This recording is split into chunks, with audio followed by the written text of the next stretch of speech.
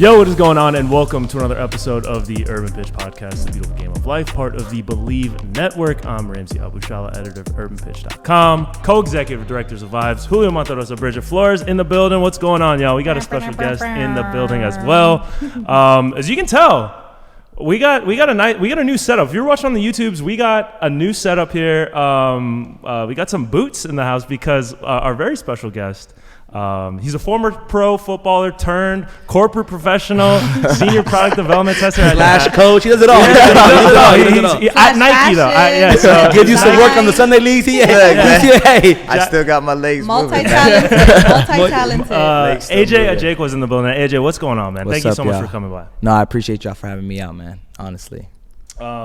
Yeah, so let's get into, I don't know if it's the elephant in the room or the thing that's kind of drawn. The vibes in the room. Yeah, the vibes in the room. Besides the directors. We got some boots here. We got the new Nike Superflies, the SoCal edition.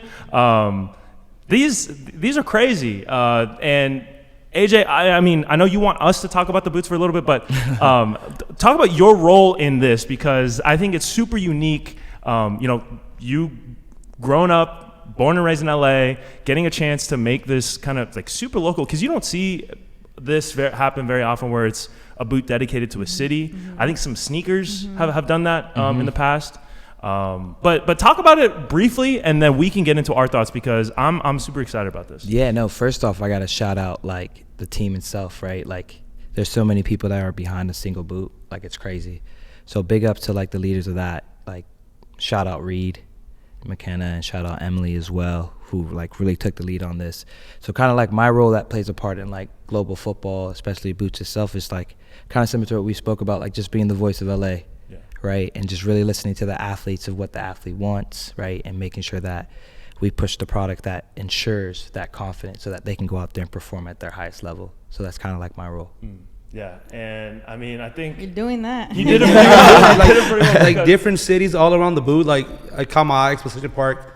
I went to school right in front of Manual Arts. So like it's just bringing back memories, like playing in these pickup games, like seeing like.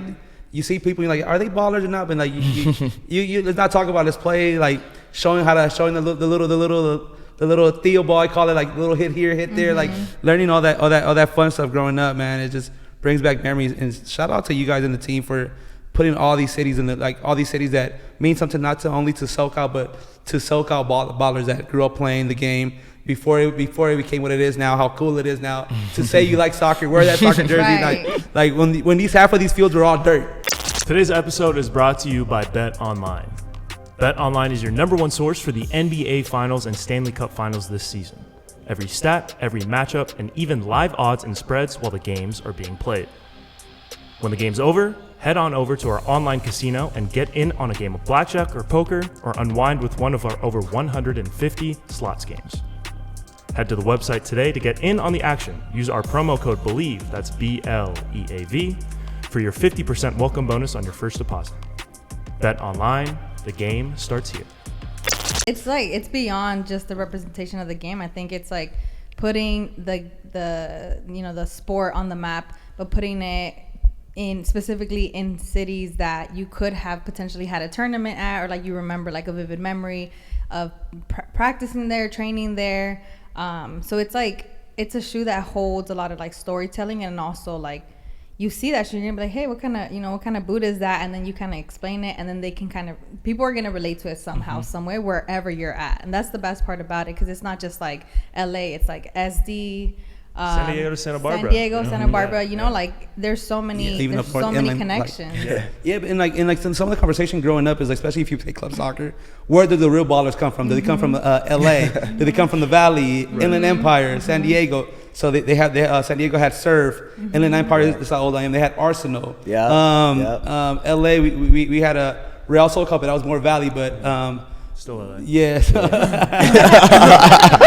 Allegedly. No, but this was real conversations. Like you get to college and hey, where were you at? Oh, you play for what club? Oh, so you in the Empire. You know, like it brings that conversation. Like because we all want our city to have the best ballers. Yeah. Then you go into like who has more pros, like, Yeah. like so Even like outside of LA, like when we had Jeremy Bobusi here, he's saying like the DMV has the best ballers, you know. Yeah, man. Right. DMV need to from slow New down, York. man. LA where we at? They're not there yet. Yeah, they need to slow You down. know, people from Texas, people say Texas has the best ballers. Right. People from New York say New York has the best ballers. I mean, everywhere you go, people have their own take on these things, and keeping it super local, I think is a really cool way to tell that story, because you know where you're from it makes a big part of who you are, and you know giving Southern California sports across the board, like I feel like is just I mean the weather helps, but I feel like it's the stuff, whatever's in the water out here or something, Yeah. like That's awesome. yeah. I think the other thing about it too is like it's representing where you're from or like somewhere that you've played,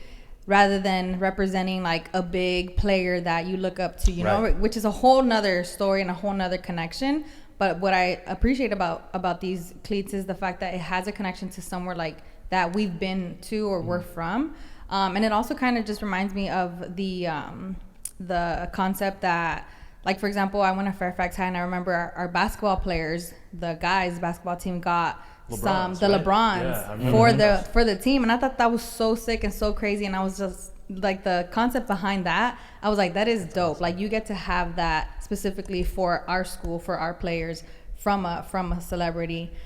So this just kind of reminds me of the same concept, but to a point where like multiple people can connect to it and gravitate to it and rock it and rap. and it's always SoCal versus everybody. So Yeah, no, I think again, like, imagine being a young baller from one of these cities and you look at that and you go, man, I'm inspired instantly, right? Or if you see someone in them and they walk by you with them and you look and you see the name of your city on there, you're inspired. Like, it's just, I feel like inspiring the next generation of footballers, like, yo, we hear you, we see you, you're there, let's get to it. Yeah. I think that's special. Yeah, and then like when you're executing a concept like this, there's so many ways in which it can go wrong, right? Like if you do it like in a way that's not, like you could tell that this person's not from Southern California, like, you know, they're putting stuff that's wrong, they're spelling names wrong, or they're putting the wrong cities on there. So to have that connection to LA and Southern California that you have, like I feel like that you can tell that it was done like in a, like authentic is a kind of like corny word, but it's the right word.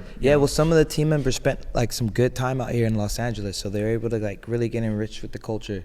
So again, like shout out to the team for really putting this together, man. They did something even with a special. little sunscreen, so like we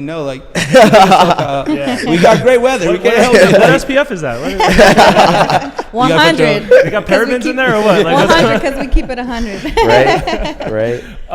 So talk about yourself. You're grown up Gardena. Yeah. What was your journey playing soccer in LA growing up? Playing in college, going to the pro ranks. Like talk about that, because I think that's an interesting story. Yeah, in itself. no, to start off, I wanted to be a hooper, to be real. Honestly, like Allen Iverson was my dream. Like everything about him, just the way he approached the game. You know what I mean? Size, of course, was a thing for him, right? But besides all that, he just kind of overcame all that. So AYSO was kind of like, first of all, I got there's four of us. 4 Ajeakwas out there, and so my younger brothers all started off at a younger age. I played as well co-ed at a local park in Gardena called South Park. They changed the name of it, sad days.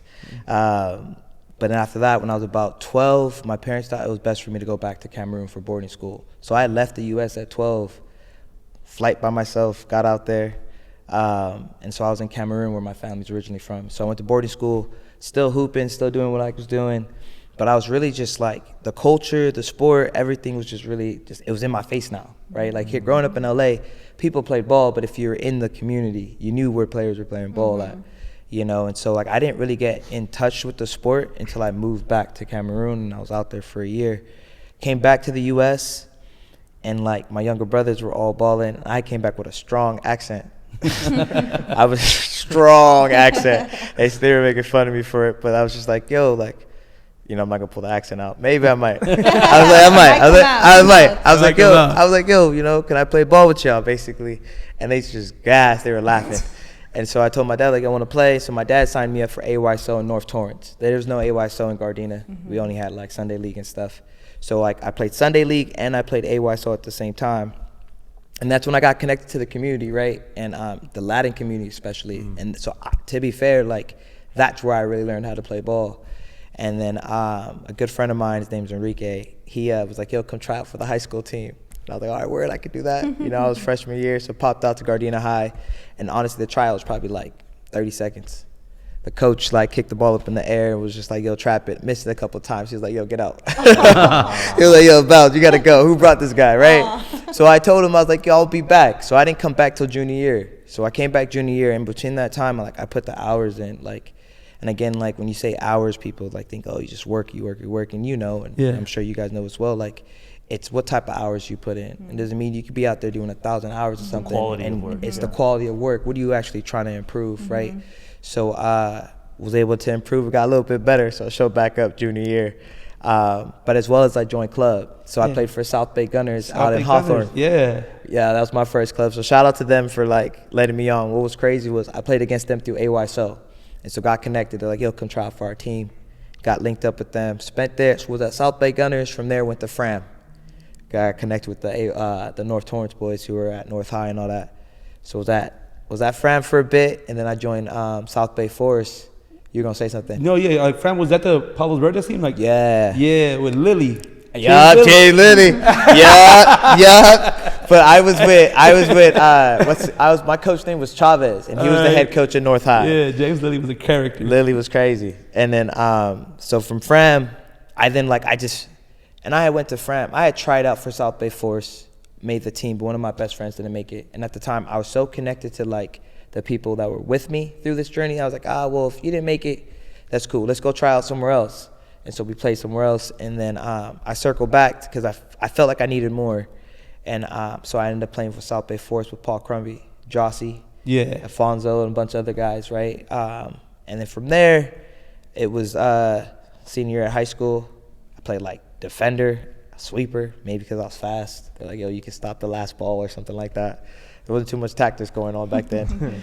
And then from there, fast forward, LA Harbor College. You know what I mean? And I was with all my boys, all the older, because I played that year up. A bunch of the boys went to Harbor and like, yo, come over here. The Arco was there, Medina. The Arcos, Medina, Eric Medina, what a baller. What a baller. Like you missed the era where Alex Chavez was there the year prior to Chavez was literally. So was Brian Prohibido was there. They had man, a squad. Harbor College was they could have easily be a good division school for sure. Lemos, national team player. Yep. Edson was Lemos, a footballer. Yeah. Spent some time at Chivas and all these different places. I grew up playing with his older brother. Yep. So it's crazy. No, it was there was footballers at Harbor College, and I felt like it was the right place for me. Julio. No, so I tried out for LA Harbor the year before that, but then I got the Arizona Western a scholarship. So I was like, all right, I'm chilling. Yeah. No, but I was there with Barlow. Talk about the training, running the snakes, the jungle, running the alligator. So the snakes, if people don't know, is basically you got to run under 4 minutes and a half. Every football line, starting from the touchdown. All the way, man. All the way like that. If you didn't do the 4:30, oh man, he used to make you. Is there a back, right? You didn't cut no corners. Yeah. Let me tell you something. That man had eagle eyes. If you saw you cut a corner, the whole team had to run it back. Yeah, the whole team had to run it back. So like you have like about it's trials. It's probably like the first week. So he's making everybody do it again. It sucks. You're freaking dying. It's hot. Freaking LA Harbor. So like man, it's it was hot. crazy. But even doing the jungle, like the second year guys, they knew where to cut. So the first year guys would do that about 3.5 miles. You had to do it back under 14 minutes or something like that. It's crazy. Everything was timed. Yeah, man. and then the older guys they would just sneak into like the little cut, wait till like the first 4 people pass on. They would just jog in. What was cool about that though was just like it was just an experience. Like it was like, all right, we gotta do the jungle. All right, man, everybody lined up. We got together, big group. Together. It's like, all right, man, people talking smack while they run into the jungle. It's just like it was all like it's a shared experience. Man, looking back at it, it's just like, man, that's awesome. And then from there, I ended up at Chico State. So like, and it's no disrespect to people in Chico, but I had no clue growing up in LA Chico State existed. Right. Yeah. So like.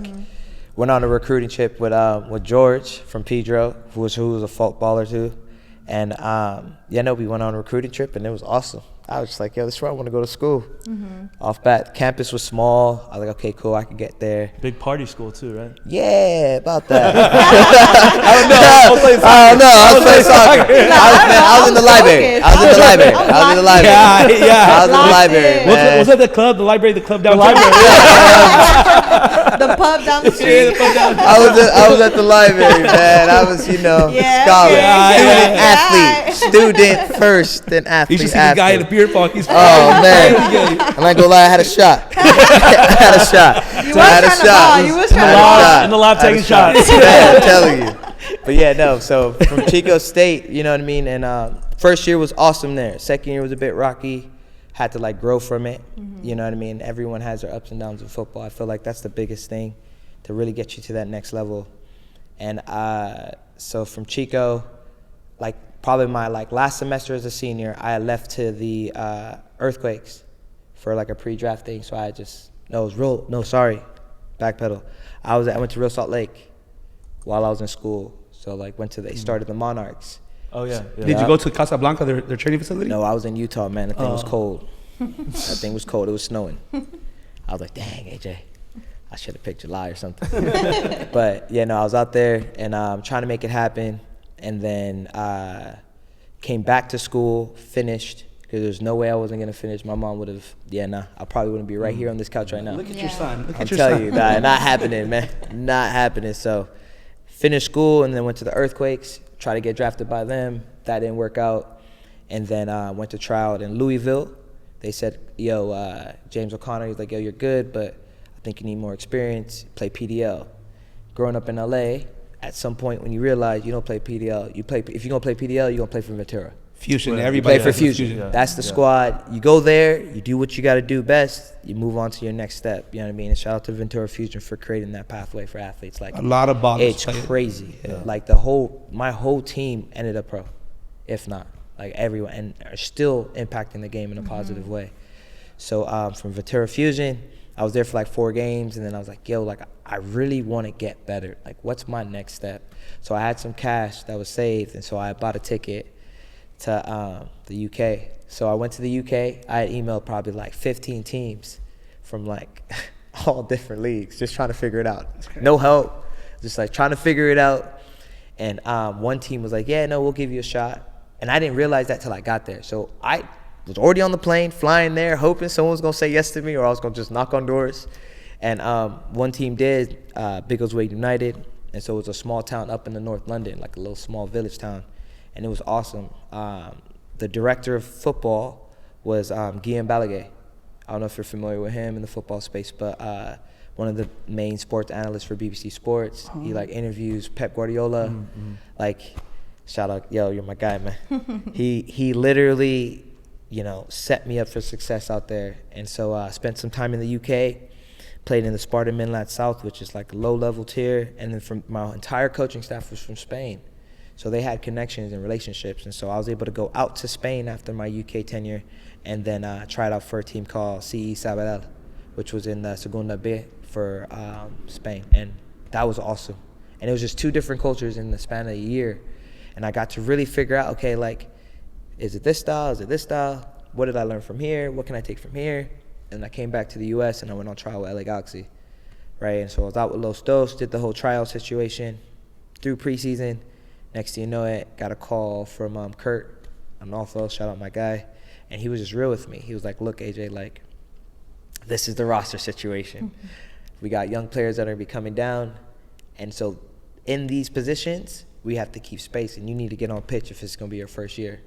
So he's like, go down to Orange County. And I feel like at this point in my life, I was, after being told no here, no there, this for this reason, this for that reason, I kind of was like, F it. If I'm supposed to do this, if I'm really supposed to be a professional athlete, if I'm supposed to play this game that I love, and I'm putting these hours in, it's going to happen. So I went to Orange County, and after 90 minutes, he was like, yo, who's your agent? And I'm like, bruh, 90 minutes? Yo, I done travel across the world. But it's through those experiences, it got me to that mentality where it's people are going to love you for you no matter what you do, who you are, just be true to yourself. And so, shout out Barry Venison and Orange County for giving me that, that carpet for me to really just do my thing. And so Orange County, first year, loved it. challenging. Got my rude awakening, not scanning, getting cracked. Getting cracked, you know what I mean? And from Orange County, went to San Antonio, which was awesome. You know what I mean? From San Antonio, went to Colorado, trying to break in with the Rapids. Played on the 2 team there with the Switchbacks. And then finished off at FC Tulsa. You know what I mean? And then came back to LA, actually, and it was around that COVID time. And I took a stop at LA Force. Okay. You know what I mean? Because I was still trying to get in, trying to figure out the next move as an athlete, as a pro, right? Off season was a tough time, and I hadn't experienced that through my years of playing. Like, after my first year at OC, I remember someone saying, like, yo, you got to make it to playoffs, and then you got to get on the pitch at playoffs. That's when everybody's watching. And then that summer, watch your phone ring. And it was exactly that. Like, as soon as the season ended, I had every team that I had wished for, like, out of college, hitting up USL-wise, and even San Jose even doing a little speech on me, like reaching back, trying to figure out, like, hey, what does AJ need to get to this next level? Come knocking. And it was like, okay, this is what it's about. It's really getting to that stage and just really, you know, when you get your call up, you got to get your call up, man. You got to show. Can't fold on your call up.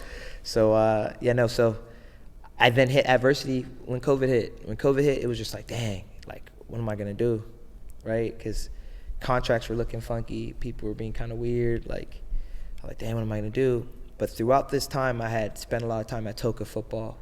Toka football is it's an innovative way of training. Imagine a smart target. So like imagine a batting cage. Yeah, I've seen the videos. And this is the practice. A lot of pros in practice there. Yeah, so I've been a part, not there anymore, but was a part of Toka for time, man. Ever since, like, you would say, got done out of college all the way through. And I was just doing training sessions. I would work out myself and then train players. And then when I got the COVID stuff, started doing more hours, more trainings, and I kind of just went up the ranks there, or the corporate ladder, you would say, ranks, corporate ladder. And went from a trainer to a lead trainer to an AGM to a co-manager leading the center in Torrance to COVID really shutting it down, being asked to move to Costa Mesa, working out at the corporate location to and this then happened in 10 months, was just like, hey, you know, the business itself and the people at the different levels were like, yo, who AJ is, how can we get that across the nation to our other centers? So I went to Atlanta, try to upscale that, lift it up, re-energize that, and then from there it was like, hey, can we create this role for you? So it was like this role of me, like, going to new centers, almost like the in-and-out model where, like, they'll hire us a operational staff to go out to this new center, open it up, get it going, get the business going, train the trainers, do the whole bit. So what I did, I focused on the football side of things. So I would do onboarding, hiring with the trainers, get them into the business, do some training sessions, show how it's supposed to be done, you know what I mean, then check back in with them, making sure the center is running smoothly. And that all came from the trust that I built throughout the years. And then and then one day Nike called. Just like that. Nike called, you answer. And one day Nike called. And you gotta, hey, when Nike calls, you answer. Hey, we're waiting for that Nike call too. Hey, where you at? Yeah, man. Yo, man, they sort of answered. Hopefully they don't call. Hopefully they don't call Bridget because the phone stays on D&D. Bridget leaves everybody. She doesn't care who. You're on red. You got to give me a few days to answer.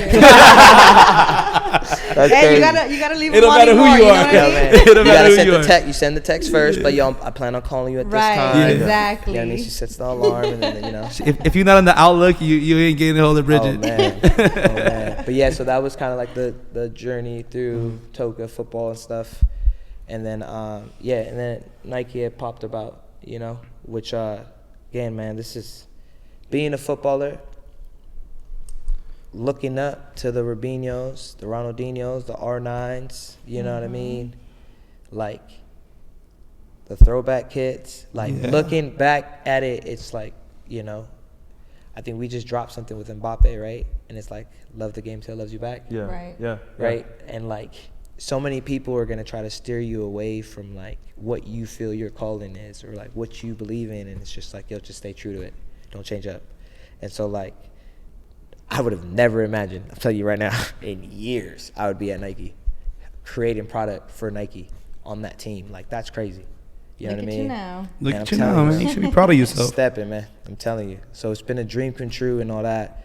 And like the love for creation of product and stuff came from like All We Ever Memories, right? And starting the brand and that like shaping my entire like scope of where I see life and like, you know, as you guys know, when you start to travel, you start to like, put yourself first and things like certain people in your life begin to take a back step, right? And it's not purposely, it's just naturally how life goes when you're so focused on something and trying to get somewhere. So like playing football and trying to be a pro athlete, like had to push my friends to the side, had to push the girlies to the side. You know what I mean? Not the girlies. I'm telling you, man. Had to stay focused on the job, man. Got to get there. Got to get there. Yo, man, stop distracting me. Stop. Can't go out. Can't go out. You know, so like the focus was trying to get to that point. When I got to the point, you know what I'm saying? It was blessing. But looking back and then looking forward, like All We Ever Memories is, I feel like a big reason to why I ended up where I'm at now. So. Yeah, And talk about the brand a little bit because you know you kind of glanced over it. It was more like a. I feel like you know, we have the concept. Yeah, behind you it yada a yada little bit. through a pretty big thing. Like, You know, it's nothing major. yeah, you have so. All We Have Is Memories. Yeah. Mahwa Studios is the official name of the brand itself. Yeah. The drops, the art direction. You probably see some of the hats wearing around the like city, like Yeah, You feel- everything. yeah. Like looking at the pay and like having seen it before, like this is like high level stuff coming from you, and then that kind of Nike seeing that obviously, and they're like, yeah, this is a guy who knows like what he's doing. Talk about the brand a little bit, when that started, because you know everybody wants to start a brand now. It feels like, but the execution isn't always there, or it hard. takes time, It's and tough. it's difficult. And I don't think a lot of people see that. They just see the final product, which in your case looks like fantastic. So talk about Thank that. you. Yeah, talk about that. Takes some time. The kind of trial and error, or Yeah. the process that went through that. Yeah, no, so like not to get too like on like deep stuff, but my uncle had passed away, right? And he was so influential into my life, like, and it came to being true to yourself and focusing on what you want to do, right? And he's like, my family's big in the medical field, from doctors to nurses to pharmacists and the whole bang. So like like in my mom's eyes, you would be calling me Dr. Ajeakwa, right? But it was hard. I couldn't connect to that, right? And I love helping people. Still got the big heart for that. But for me personally, it wasn't for me, you know. I fell in love with the game, wanted my life to be around the game. And so he was always that one uncle in the room that'd be like, yo, man, don't worry about that. Go travel the world, go play ball, do what you can for as long as you can. Work it, you're in America. You always gonna work. You know what I mean? He's like, don't worry too much about that. Work will be there. School will be there. All that stuff will be there. Do what you can for what you love for as long as you can.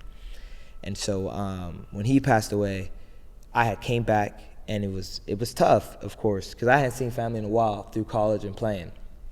So I was involved in the funeral, and it was a time where we were all on the stage looking out to the crowd, and it was like my family, my uncles, my cousins, people I hadn't seen in a while. And I was just like, dang, I remember your fruit punch. I remember hiding and go seek with you. I remember fighting you.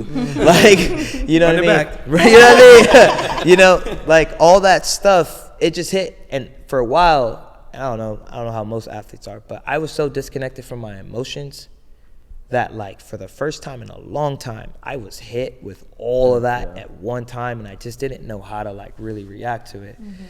So I drove up there by myself, the funerals, and you know, it was a whole bit. So like I had called one of my best friends, Sean Chin. He's out of Miami. We played ball at San Antonio together, Colorado, and all these different places. And I hit him. I was like, yo, bro. I was like, yo, All We Have Are Memories. he was like, yo, what you on about? Why are you speaking in riddles? I was like, yo. What He's you trying like, to say? you know, and you know, people from Miami, and he's Jamaican as well. So he had to ask, you know, he was like, yo, what you on about, man? I was like, bro, all we got are memories, bro. I was like, bro, like literally, if you just think about it, like everything that we're doing, like this moment here that we're having is gonna be a memory that I'll hold. You know what I mean? And maybe someone who's watching it is gonna be like, oh man, that connects. And so I ran with that, and so that was just the first conversation, and I was just driving back, like, all right, I'm crazy, I'm tripping. Like, all we have memories, kick back. So it was in the back burner. And then a good friend of mine lost his mom, and another friend lost her sister, and it was all around the same time. And it was, again, mind just blowing. I was like, man, I want to do something for them that is special, that like they can hold on to them, that can symbolize just, you know, that memory, a positive memory, something that I can bring to them. And I was like, yo, I'm gonna take all we have memories, put onto a hat. I'm gonna put this on this hat. And so like started doing a little bit of research on the monarch butterfly, which is like that butterfly symbol. And if you're not familiar with monarch, it's about a butterfly that journeys, right? And when I look back at my life, I did a lot of journeying. 12, Cameroon. I didn't travel too far. I just went up north, but traveled up north. That's a lot. Yeah. And then from there, went to the UK, chase a dream. Spain, chase a dream. Right? I mean, travel across the US, trying to chase a dream. Right. So like that journey and all that stuff, and then came back to figure out like who I was, right? And that's that evolution. And so, boom, put the butterfly. Then all we have memories. For me, just like it went together. As for the placement, there was trial and error with that. Like, okay, do we want to put the butterfly here? All we have memories in regular font. Like, what speaks to me, you know? And so, made the hat, and like I made 12 of them. Went to downtown LA, picked up some U-Pong hats, like put the logo on there. My boy was able to stitch them for me. And then I passed it out to everybody that I felt I passed it out to a mailman that I would see every single day that I was a kid. I was like, yo, here's this. It was hot. I was like, yo, here's a hat. You know what I mean? He's like, oh, man, I appreciate that, youngin'. And I was like, oh, no, thank you. You know? And so, like, yeah, just passed the hat out to, like, 12 people who I felt that really needed it. And then I had one. I wore it. I mean, Instagram was kind of still young during that time in, like, 2019. It hit for some people, but, like, it wasn't really, like, how it is now. Yeah. And so, like, I had posted it, and everyone was like, yo, I need that hat. And it wasn't just, like, the trendiest people or the cool people or like someone who has a good eye with fashion or something. It was everybody, like moms, grandmas, friends, like coach, like any single type of person. I feel like that was my purpose for that brand. It was like make something that was special, that one people can wear, and like almost trying to create a new era, something that would never age, something timeless, right? Like people buy Dodger hats all the time. Right. You know what I mean? So I wanted to create a brand that was timeless, that was vintage, that spoke to me back in like 2019, 2020. So that's kind of where it started. And it was, you know, I've always been big on fashion. You know, shout out to my brothers at Elwood Clothing. Like Justin and Jackson, like they kind of like put me under their wings to things. And like I got to help with their stuff, be behind the camera, be in front of the camera, like just hang out with them, spit ideas back and forth. And that tailors back to college. Like in college at Chico, like we would chill out at the apartment, just talk about ideas and just like be creative. And I always had that feel for it. And 2019 is where I felt like I could really just kind of just go on my own with it, you know? Because prior there was other brands, Paula Design, with a good friend that lost his mom. So like making the hat and giving it to him and seeing all that was just like super impactful for me. And again, you know, you said it, like seeing it in the city, I like people sent me like, yo, I see your hat. And I'm like, yo, where they, like, you know, Disneyland. I mean, someone sent me a picture of them having a kid and like wearing the hat, smiling with the baby. I'm like, yo, that's hard. Yeah. You know what I mean? Hard. Like that's for me is bigger than it selling 1,000, 2,000 times. Like seeing it with real people doing real things, making real memories. So you go back to the art direction. Every piece of the art direction, I don't know if people know this or they caught on to it, but like it's a memory of mine. Like every direction, every bit of it is like from my boy and his daughter in the park is like when my daughter was super young, we would always go to Freeman Park in Gardena. We would hang out, hang underneath the tree. I'll kick a little soccer ball, trying to get her in love already. She was about 2, but it was all right. You know what I mean? Get her fall in love with the game. Let me tell you to start. You know, and recently did one with a bunch of friends that play pro ball. And they were super close, and there was 4 of them. Remember I told you I had 4 brothers. So the art direction, if you look at it, it's like 4 brothers clowning, having a good time, because that's how we were. We were super competitive, always making jokes. You know what I mean? So every art direction is a past memory of mine that I just wanted to reconnect, that I felt that people can connect to. Yeah. And that's the crazy part about it, is that people can. Like, you see it, and it could, like, struck something for me, but it's something that you started, you know what I mean? Because we all have in some ways that connection, whether it's like an emotional or like it like sparks something from the past. Like it doesn't have to say something specifically. You just see it and like you have some sort of attachment to it. Yeah. That's pretty sick. Yeah, and then the storytelling of it all, right? Because every brand, that's what they like. Their number one thing that they want to do when like they don't just release a product and if you make it, people are just gonna buy it just because it has a swoosh on it or it has a certain logo on it. Right. In a perfect world, maybe that's the case, but Yeah. you have to like tell the story behind the product, tell the story, like have some kind of tie to whatever audiences that you're trying to reach, and whether it's the boot, whether it's the brand, like I feel like that's something that you have like captured, like you've been able to capture. And do you like are there stories in your head, like is that something that you like, is there a writing feature, like I don't know, like what, like how is that something that you're consciously aware of, or is it something that just kind of naturally flows out? Jeez, that's probably one of the best questions I've ever been asked, to be fair. Man, I think naturally, I feel like when I get this creative itch, like, I want to make something. Okay, cool. Like, what's happening? Like, what's going on? Is there something that's happening now that's happened to me in the past? Is there something that I want to speak out on? Or, is there a story I want to tell that I haven't told? Right? So a lot of it is that, and a lot of it comes from inspo. So I'll be outside. I'll literally go out and do things and see, like, just walk, right? And just, like, take in the world for a second. And I'll see some certain things and it'll inspire me. And it's the most simplest things. Like, I think I did a couple, like, shout out to Robbie Hugh, but like I did a video, like a couple videos, and there was no words. It was a daughter and their mom connecting, and it was as simple as the baby girl just smiling and laughing, the mom's hugging her, she's wearing an All We Have a Memory shirt. And I just wanted to show that, like that bond of a mom and their kid, like that's something that like, can't be beat. Like, shout out to moms, all the moms, man, y'all are special. Like, that bond is different, right? And so I just wanted to show that at that time. There was another one where it was a young girl who like is in college now, right? Student athlete, doing the whole thing, moved away from home. And so like she lives in Newport, like walks out, grabs her book, grabs a cup of coffee, probably the only time she has to herself. Besides that, she's around her teammates 99% of the time, right? So like everything's inspired by like, I did a video, and this was a practice video, but it was like me looking at a roof. Like, man, I remember my dad popping up here checking. My mom like, yo, the roof's leaking. My dad would pop out there. So like I did videos. It's just memories, man. Yeah. Memories. Yeah. Just the most simplest forms of it that can be the most impactful, that can really move people. Yeah.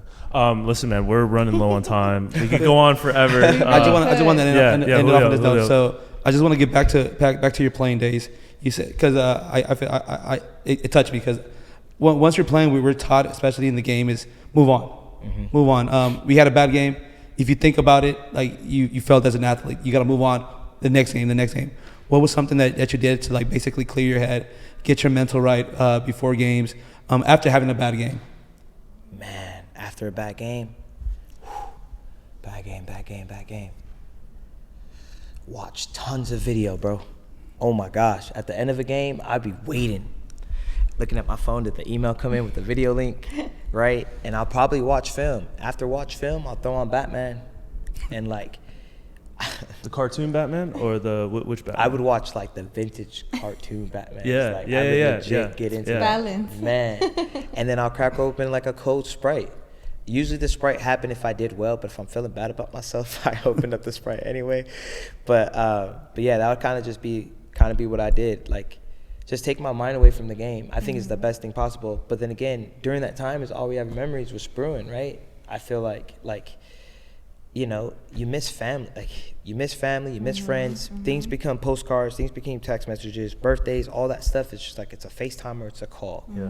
You know what I mean? So like with All We Have Memories, it was just like, all right, how can I move this community of people that are around me that I care about? Like, yo, my fault for missing so much, but I'm back now. Like, let's make more memories together. But also, how can I move the next person, right? Because you don't got to move everybody. You just got to move a small little community, one here, two there, and they start to move everybody else for you. And so, like, the whole idea behind it is like, yo, don't waste no time, because you never know when you're going to get that time back. Right. So make the memories with the people you love and the people you care about, and make new ones with new people, reconnect, build new relationships, and just see where life goes with it. Yeah. You know what I mean? So I feel like that's about as good a place to end off as any. AJ, thank you so much. No, my pleasure. Thank again. Appreciate you. man. Cakes are fire. Conversation was fire. Yeah, flew by. It's one of those that like I look at the time and then it's already time to wrap up. But once again, thank you. Appreciate you coming, dropping game, bringing the boots. Or gonna stay tapped in for sure for what's coming in the pipeline. So we got some memes coming soon. Yeah, man. for sure. New memories. AJ Ajeakwa, Julio Montedoza, Bridget Flores. I'm Ramsey Abushala. This has been another episode of the Urban Pitch Podcast. We'll see you on next week. I'm texting all my exes.